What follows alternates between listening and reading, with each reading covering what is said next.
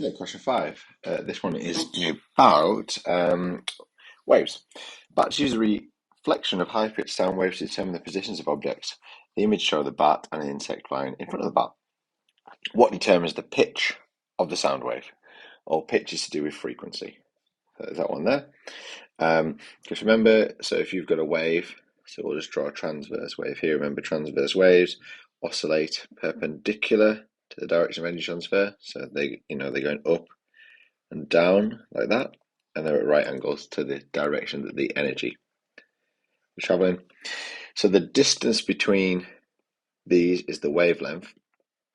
And if we imagine this distance here is a second, the more waves that we have traveling in that 1 second is the frequency. So the number of waves per second is the frequency, and that's a pitch. So this would be a high pitch, this would be lower pitch, and then we could draw one like that, which would be lower still.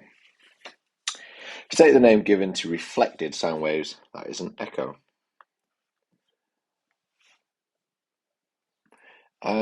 The bat emits a sound wave with a frequency of 25 kilohertz. Okay, get this out, and we can start to already. So that should be in. We need to turn that into hertz, but that is going to be our frequency. Okay, and a wavelength of 0.0136 meters. Calculate the speed of the sound wave. So we grab our formula. So we need to go to the data sheet. We're looking for frequency, wavelength, and speed. So get rid of the previous. So frequency, wavelength, and speed. Frequency. So if we look for frequency, that's probably going to make it easier. All right, I see frequency there, but that is period and 1 over the periods. It's not that one. It's this one here. Frequency, wavelength, and speed. So speed is equal to frequency times wavelength. So V equals frequency times by the wavelength. Let's input those values. So we are trying to find the speed.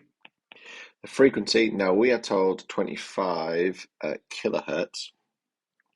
So we need to convert that. So 25 kilohertz to hertz. So what we do is we times by 1,000, because kilo means thousands. We've got 25,000 hertz. Remember, show every bit of working out.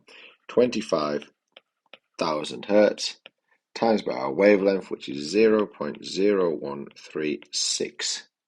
And that's in meters, which is the correct unit.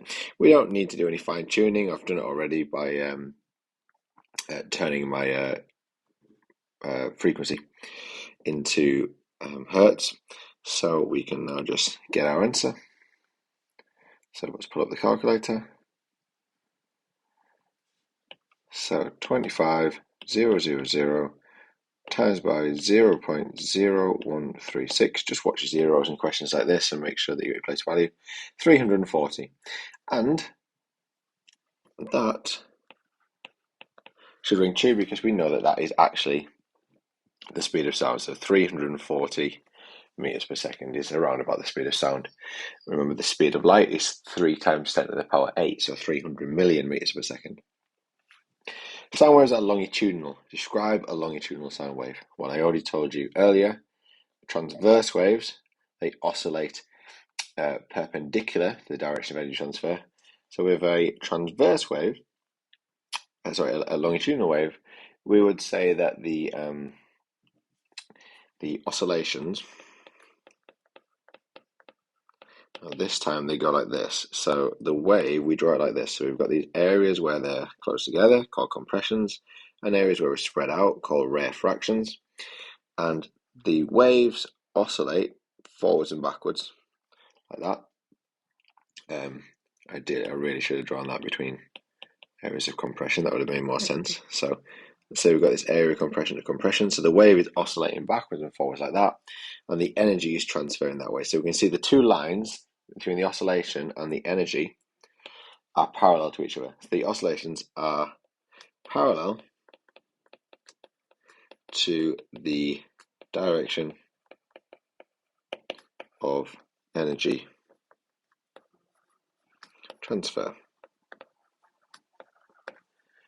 Okay, and the other thing we need to mention is that it's different between a transverse wave are these bits, our compressions